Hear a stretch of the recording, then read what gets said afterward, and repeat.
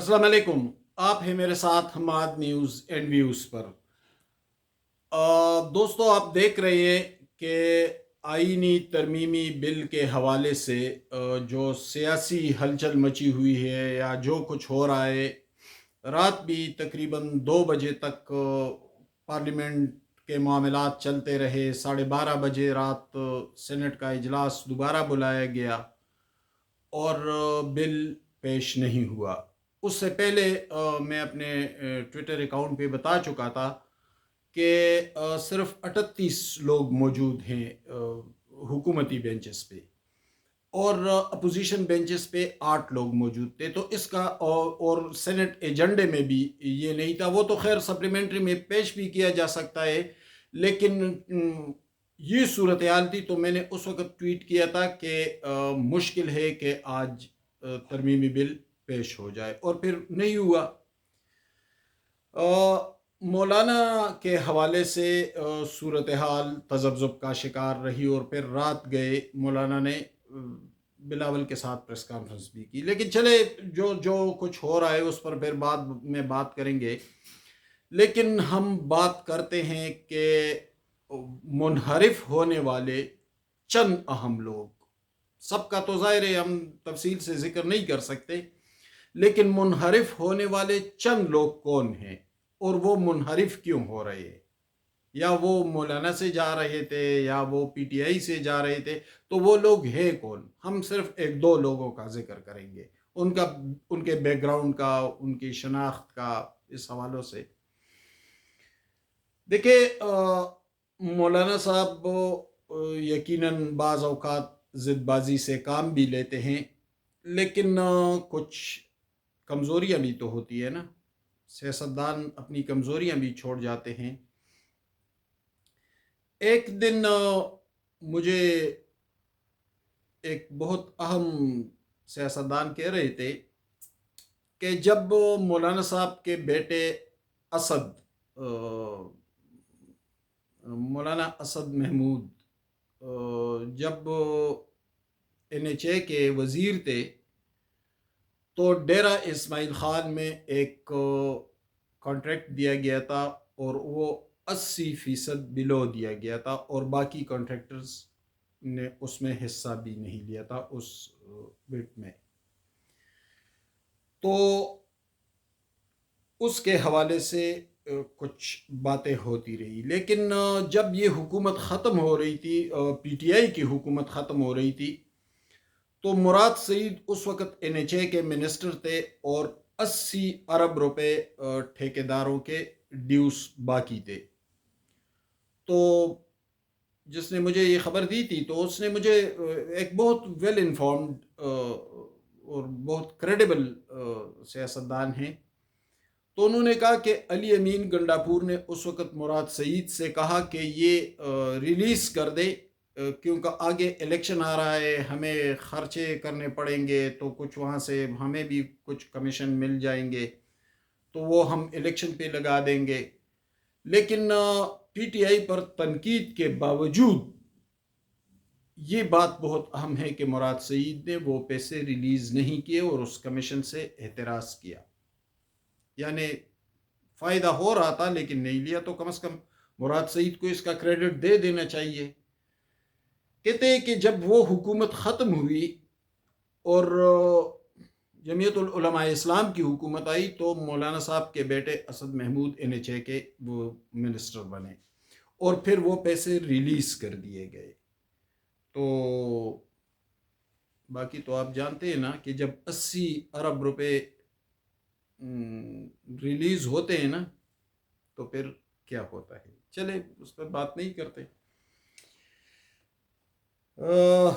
अभी 4-5 दिन पहले बिलावल भुट्टो से कराची में मौलाना साहब की मुलाकात हुई। तो उस मुलाकात में मौलाना साहब के 2 भाई, मौलाना ज़ियाउर रहमान और मौलाना उबैदुर रहमान, और उनके 2 बेटे, मौलाना असद महमूद और मौलाना असजदुर रहमान, गालिबन उनके छोटे बेटे हैं। मौलाना तो शायद वो नहीं है, वो यंग है। وہ موجود تھے، اور مولانا صاحب یعنی اپنے گھر کے 5 لوگ موجود تھے۔ تو پھر پارٹی کے لوگ اس میں کیوں نہیں تھے؟ اگر کوئی سیاسی ڈائلاگ ہو رہا تھا، معاملات سیاسی تھے، تو پھر پارٹی کے لوگ بھی اس میں ہونے چاہیے تھے۔ لیکن بہرحال کس پہ بات ہو رہی تھی کہ صرف فیملی کے لوگ تھے، چلو ہم اس پہ بھی بات نہیں کرتے۔ ایک اور حوالے سے بات کرتے ہیں کہ جمعیت العلماء اسلام اور پی ٹی آئی سے جانے والے لوگ کون ہیں اور ان کے جانے کی وجوہات کیا ہے۔ چلو اب تو معاملہ تبدیل ہو رہا ہے نا، آج مولانا شاید راضی بھی ہو جائے، پی ٹی آئی کا امکان تو کم ہے لیکن شاید مولانا راضی بھی ہو جائے۔ لیکن اس سے پہلے منظرنامے کی میں بات کر رہا ہوں، جو پریویس سینیریو ہے،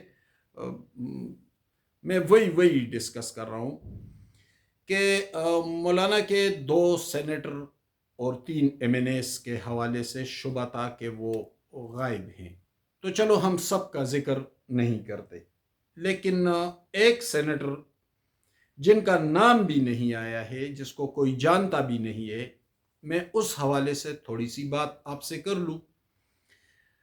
مولانا کی جماعت کے ایک سینیٹر ہیں بلوچستان سے، ان کا نام ہے احمد خان،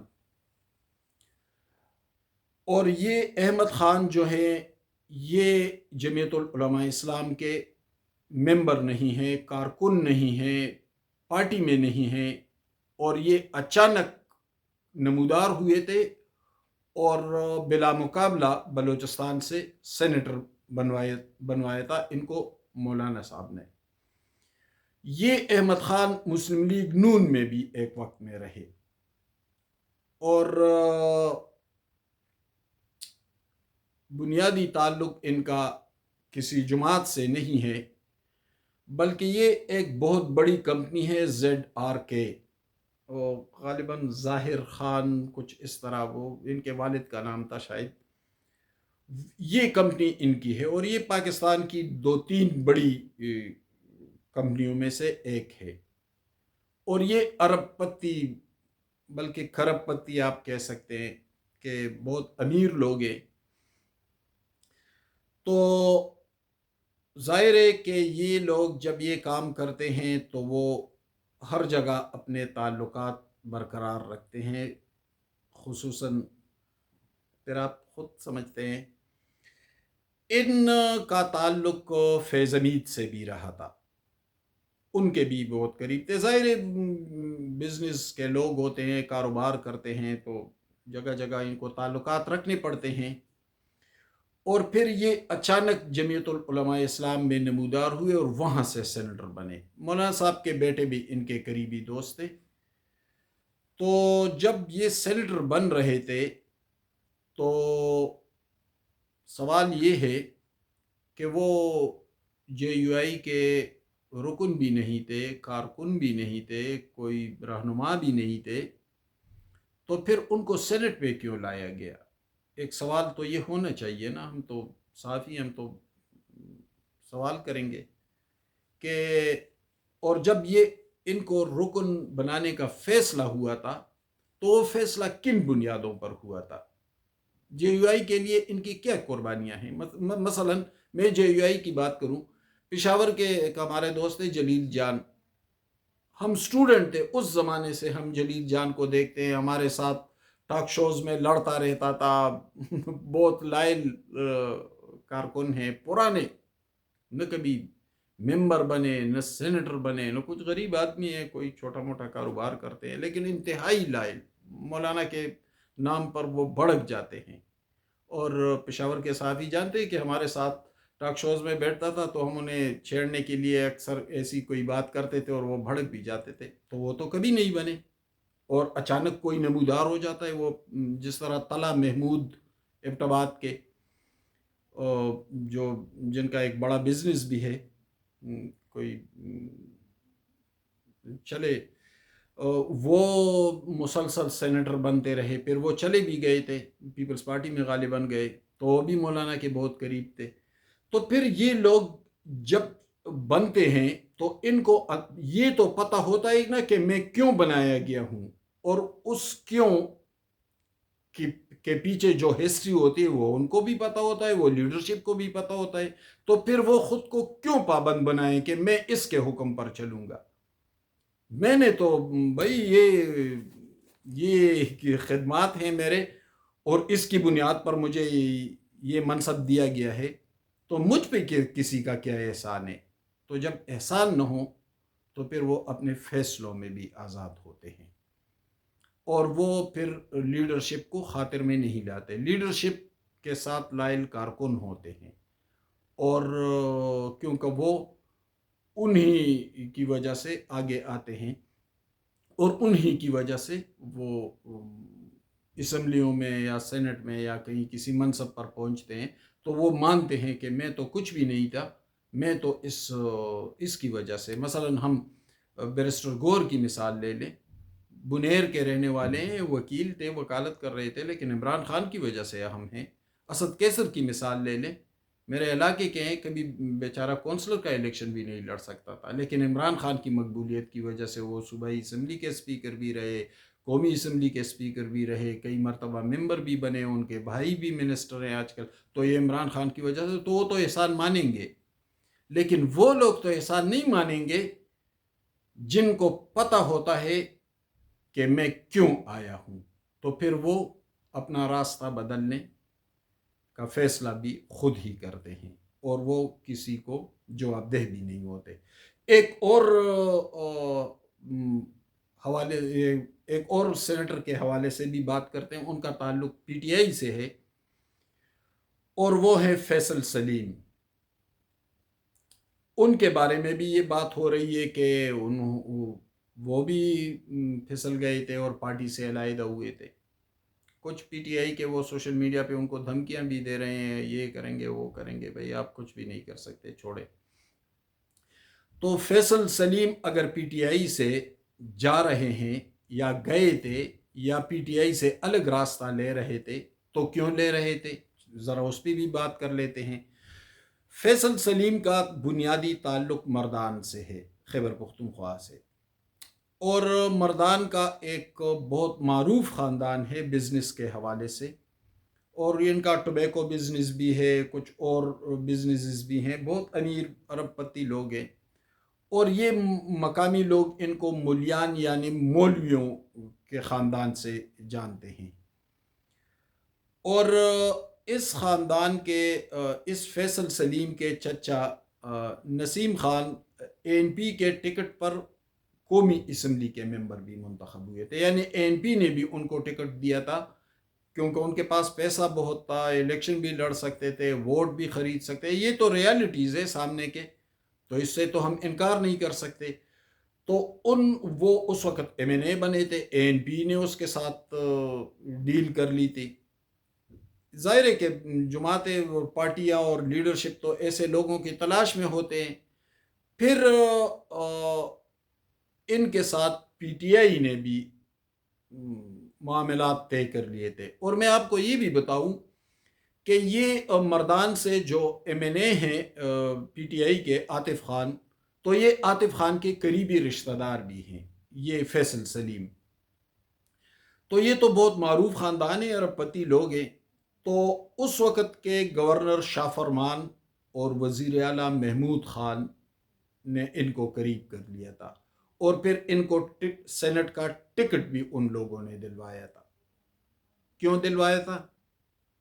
کیا پی ٹی آئی کے کارکن کم تھے؟ کیا عمران خان کے لائلسٹ کی تعداد کم تھی؟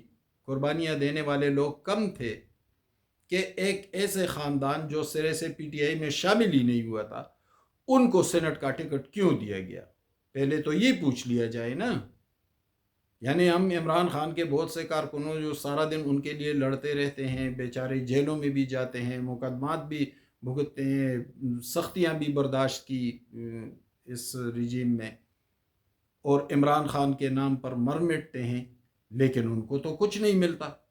تو پھر ان کو ٹکٹ، فیصل سلیم کو ٹکٹ کیوں دیا؟ یہ شاہ فرمان اور محمود خان سے پوچھ لے کہ کیا معاملات طے پائے تھے پس پردہ، کہ ان کو آپ نے ٹکٹ دیا. حالانکہ میرے انفارمیشن کے مطابق عاطف خان ان کے قریبی رشتہ دار ہے، لیکن وہ مخالف تھے.